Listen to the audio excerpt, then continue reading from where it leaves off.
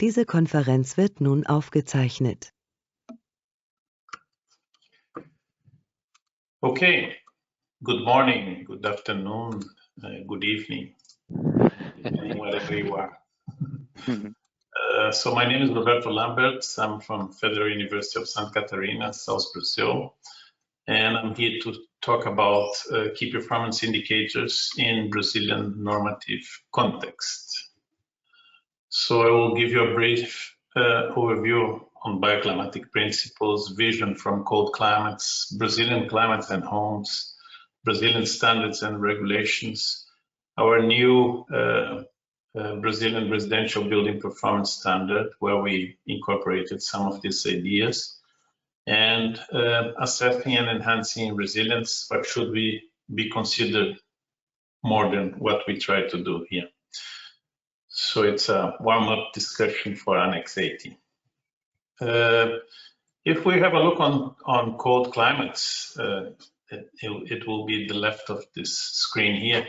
We normally see insulation, we see eventually dark colors, we see solar gains as really ways to save energy.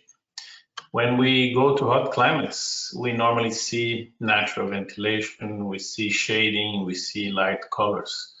So it's quite a contrast between both hot and cold climates. And we have to say that the energy efficiency standards are normally dominated by the cold climate view. So if you insulate your home, if you make them airtight, if you recover energy with mechanical ventilation, if you increase your solar heat gain from windows, you conserve the energy inside, and this is good for reducing heat gains, to reduce heat losses.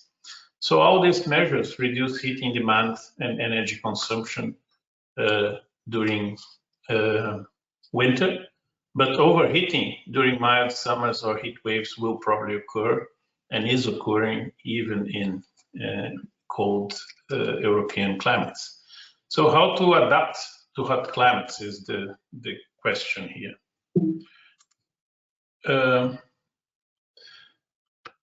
So what are the Brazilian climates like? Brazil is a large country. It goes from the north of equator to the south of the Tropic of Capricorn. You will get in the mountains in the south temperatures that go as low as 0 degrees. Sometimes you get snow in the mountains, freezing, but the average temperature is not that low. We're talking about 15 degrees, more or less. Then you move to São Paulo, you get an average temperature of 20, but peaks are getting higher. And recently, a few weeks ago, we got 40 degrees in São Paulo. Rio de Janeiro is a bit higher. We go to 23 or something average temperature, but peaks are increasing, and it's more often to see 40 degrees these days in Rio. Teresina in the north of Brazil, northeast of Brazil, you will have a very high average temperature of 28 and with frequent temperatures up to 40. So this is Brazil. It's a wide country with many different climates. Brazilian housing sector envelopes are normally non-insulated, and low income represents approximately 33% of residential buildings in Brazil. The most common building systems used are ceramic brick walls, ceramic tile roofs with ceilings, but concrete walls and roofs are becoming quite popular. Fiber cement corrugated sheets on the top of the slabs, and single clear glass. So as this got very popular and mainly popular on low-income houses, we define this as a reference building to be used as a comparison in our standard. Regarding cooling preferences, we have that 89% of interviewed in a study that we did here all over Brazil prefer naturally ventilated environments at home. So even they have air conditioning systems, they prefer to open windows and doors and enjoy the fresh air coming from the outside. When we turn air conditioning on, we could see that the set points are very similar. People tend to set the set point temperature to 22. But in extremely hot, you will see down to 20. And this is normally because the thermal envelope of the buildings is not insulated. And this is the way to compensate for high environmental mean radiant temperatures. Okay, so this is very similar, but when do people turn the air conditioning on? Well, this varies a lot. This is for Florianopolis, in the city where we live in. It's a climate 2A, according to ASHRAE 1669. And you will see that some people turn the air conditioning when it is 24, 25, but really after 26, it's really the peak. And some people wait until 29, 30 to turn the air conditioning on.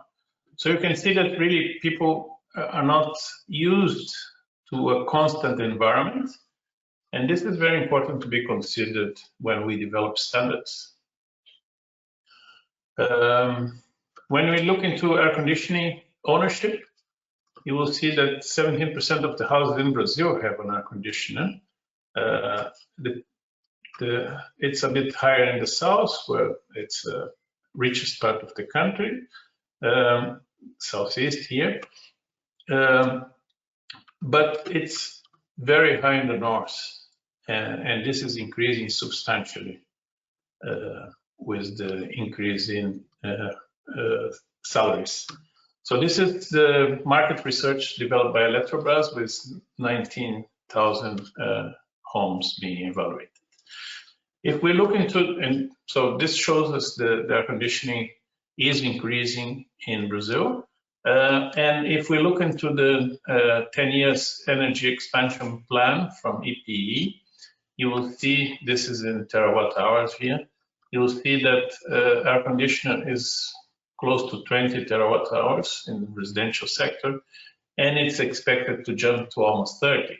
So really, this will become the main end use in our homes in the next 10 years.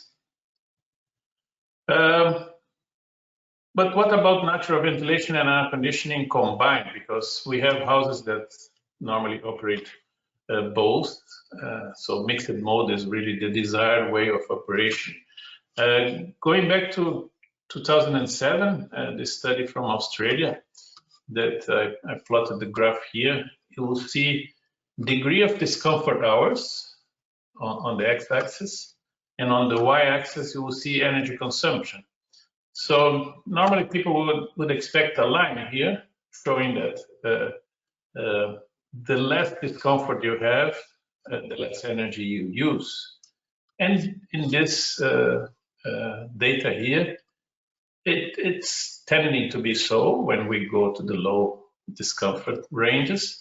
But when we are in this range here, you can see that you can have a house that has 15,000 degree of discomfort hours and uses 200 megajoules per square meter of energy.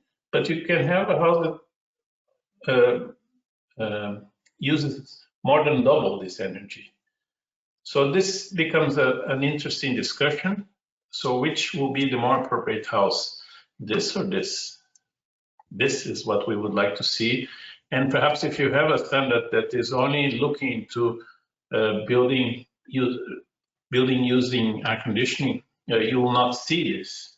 So it is necessary to evaluate the thermal performance of free running and air conditioning residential buildings at the same time. So what we have in Brazilian standards and regulation, we have this Brazilian residential building performance standard that has one chapter on thermal performance, and this chapter has been updated this year, and we handled this update, and we managed to put some interesting solutions in there. Brazilian standards are voluntary, but due to the consumer protection law, they are seen as compulsory by the formal building sector. We have to say that the informal sector is still quite large in Brazil. So this sector does not obey any law. We have also the Brazilian labeling regulation for residential buildings. This is a voluntary label from the government that was launched in 2010, so it's 10 years old, and it's planning to become, the government is planning to transform it into a compulsory standard, and it's being updated now, and it will be in line with this standard reform that we did on the standard here, the NBR 15575. So we are going to speak the same language, and this is important for the building sector. So what have we put into the standards? So the challenges are, we have to describe the occupant behavior when you model hybrid strategies. So what's the trigger temperature to open windows and to turn on the air conditioning system? What are the occupancy periods? What are the internal gains? And we have to establish comprehensive indicators for all this. So what we did is we analyzed the building when it is free running with natural ventilation modeled hour by hour. We use air conditioned also. We simulate the building when it is air conditioned. We simulate a reference building that is the same of your building, but with reference components like concrete walls, roofs, and standard window. And we evaluate the percentage of occupied hours with a temperature range between 18 to 26, 28, or 30, depending on the climatic severity of the city that you are in. So this will give you the percentage of occupied hours that your house is under comfort, so to speak. And then we evaluate the minimum and maximum operative temperature in the indoor environment, also when it is occupied. So two performance indicators regarding free running mode. And then we calculate the cooling and heating load when it is outside this temperature ranges here. So 3 performance indicators to evaluate your building. This here gives you an example.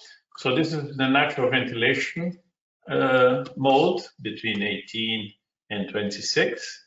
So all these hours here are considered as within the nice temperature range that we would like to enhance in this climate. When it is above or below, then we go to the cooling or heating load. And this is in blue here and in red here. So we are only counting cooling load when the temperatures are above the 26 and the room is occupied. But now, if we compare, this is a very interesting graph to be compared with the Australian one. So here we put the percentage of occupied hours within a temperature range. So if you have 100% of occupied hours within the comfort range, you don't need energy because it's comfortable. But when you have severe climates, this will change. And we have some climates that are close to 0 here on the north of the country. And this is the cooling load per floor area. So you'll see something very similar to what we've seen on the Australian simulation cases, but with a wider spread here, because you can see that if we have 25% of occupied hours under comfort, you could have a very low cooling load but you can have a very high cooling load in these situations here. So this is done for the 8 climatic zones of Brazil. Sorry about the environmental noise from my neighbors. So this is 8 climatic zones again. We are analyzing 3 systems here. One is the reference system. The other is a ceramic brick wall. And the other is a steel frame construction. And you see that in zones, zone 1, for example, this is a relatively cold climate. You will see that putting the insulated envelope, you get a higher number of comfort hours, but not that much higher. If you go to more severe climates like zone B, where you have cold and hot problems, summer and winter, you see that you manage to get a higher increase with insulation and so on. And when you go to the northeast of the country, the very hot climates, where the reference building is giving only 11% of comfort, with the steel frame you manage to get 30. So you can visualize very easily the increase in thermal performance. But when we look into the temperatures, these are the maximum temperatures and minimum temperatures. You will see that, for example, the insulated building had some overheating problems, and in this case, some of the simulation would not be approved here. So that's the importance of having complementary key performance indicators to see from a different perspective. When you look here, insulation was good, but when you look here, there's something else that you might be needing to do to avoid these overheating risks here. When we go to the load is pretty straightforward, and the more insulation you put, the less cooling load you will get. So that's no news here. So how does the standard work? We have a minimum level and an intermediate level, and a superior level. On the minimum level, we have these 3 performance indicators. That is the percentage of hours within an operative temperature range that we call PHT. You have annual maximum operative temperature and annual minimum operative temperature. So when you compare with the reference building, you have to be higher than 90% on this performance indicator. You have to be lower than the reference plus a tolerance, and you have to be higher than the reference minus a tolerance on the minimum. So this will define the minimum approval level. When you go to the intermediate, you have a time within acceptable temperature ranges. This has to be up a bit. It depends on the climatic zone that you are. The potential will be different. And you have to reduce your thermal load. And when you are on the superior, you have to obey all this, plus reduce the thermal load a bit more. So this is an example of one city, that is a city in the south that has problems with summer and winter.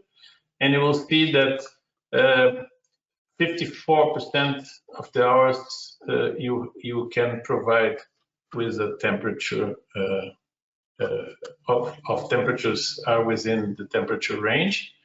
When you go to the intermediate level, we have to put this a bit higher, go to 70. And when you go to the superior, you have to reduce your load by 35%. So this shows that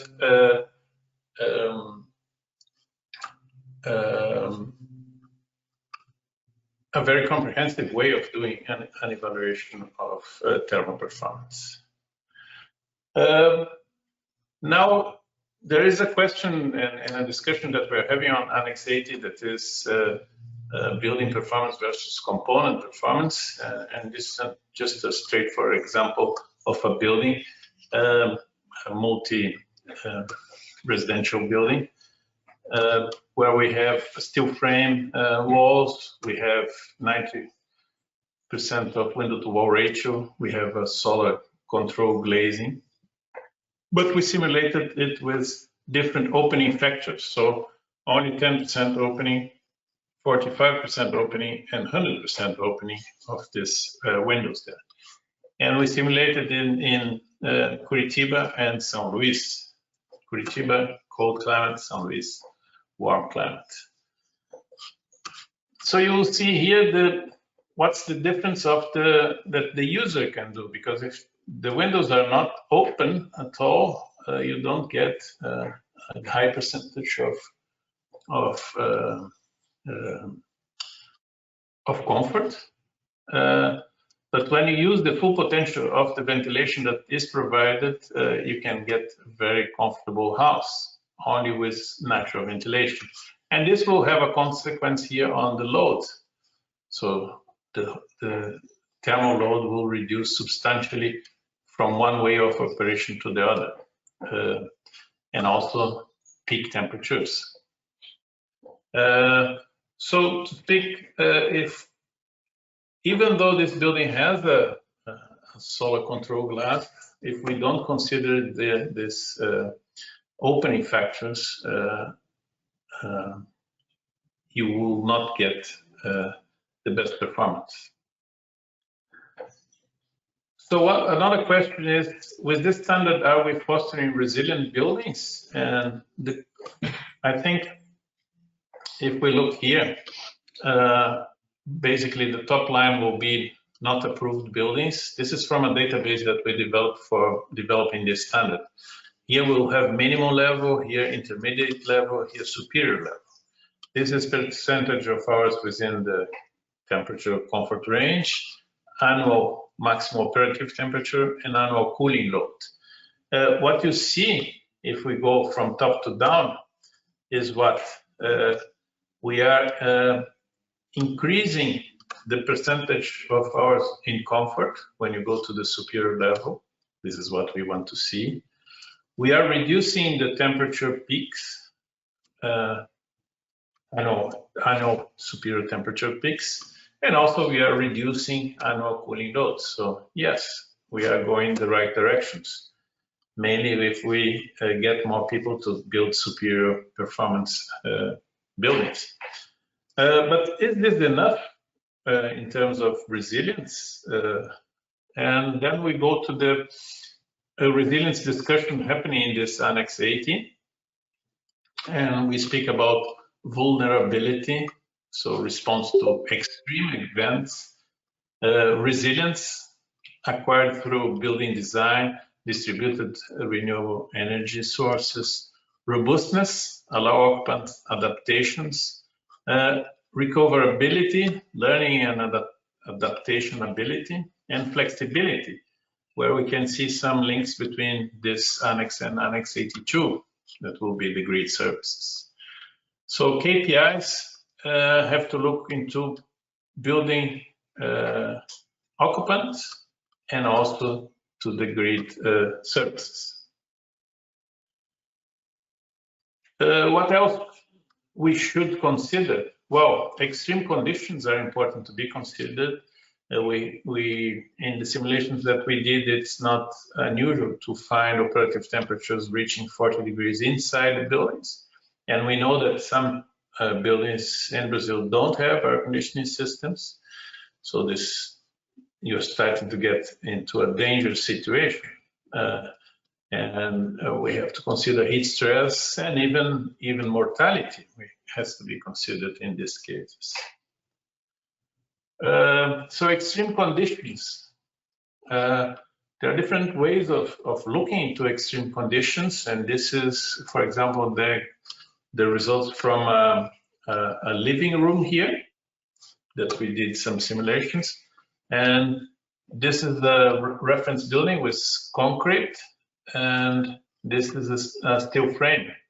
And you'll see that the majority of the temperatures are on the range of 31 to 33 on this heavy building.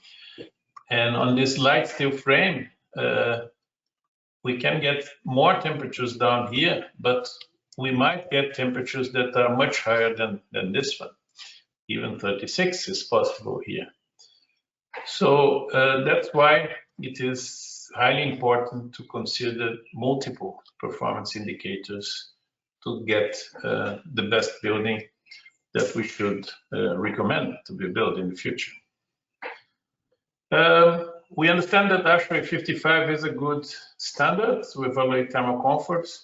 You probably noticed that I didn't use the term thermal comfort because our thermal performance standard is a thermal performance of the building standard and not a comfort standard. ASHRAE 55 is mainly based on non-residential buildings, if you look into the ASHRAE database, and ASHRAE 55 were applied to homes. The other limits is not appropriate because people tend to adapt to colder temperatures. So this is from Richard de Deer publication on residential buildings. So when we compare both, I mean, ASHRAE 55 and the standard set points that we used here, you will see higher temperatures during summer as comfortable, but we have to see also the trigger temperature where people with air conditioning system will tend to operate their systems. And that's why we are not going up here and we're using the 26 limit. So all these are difficult decisions and have to be carefully evaluated. The other thing that we used in the past was degree of discomfort hours. And the numbers are big, as I showed you in this example from Australia, 15,000. So what does this mean? It's difficult to understand it. So that's why we moved to percentage of hours within a temperature range. The other thing is occupant patterns and occupant behavior. Of course, this will have a high influence on the thermal performance of the building. We have to teach more people how to use their buildings. And when we buy a car, we get a manual and you understand how you should run your car. It's very important that we have these things and even a training when we deliver a building to the users. So this is an example here where we compare reference building and a light steel frame building. When we use the living room during the whole day or only partially, this is the way we simulate for our standard here. So what can you see here? You can see that when one of the parts of the building is not operated during some hours, when you occupied it, you have peak loads, and some peak loads can be very high. And when you operate it continuously, you avoid these loads, but you use more energy. So we have to understand better how people are using their houses to make standards that are more appropriate to represent the best buildings for them. So final remarks here. Standards and codes guide what is being built or what is being allowed to be built.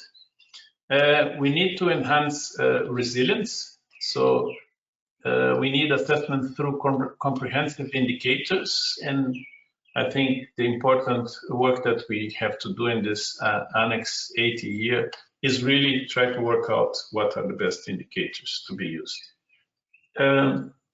It's necessary to consider how the houses are being used in fact, but also perhaps we have to train the users also.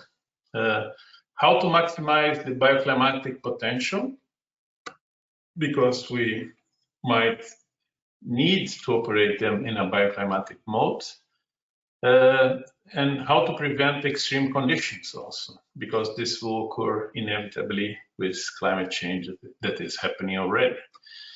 So mixed mode operation is very important to save energy and enhance resilience. When considered in the building design, it may guarantee a good performance even when air conditioning is not available, blackouts, for example. Thus, it is important to include free running analysis and the standards. So with this, I finish my presentation here. I would like to thank Amanda, Leticia, Marcelo, and Rodolfo for helping me with this presentation, with all the development of this national standards that we have.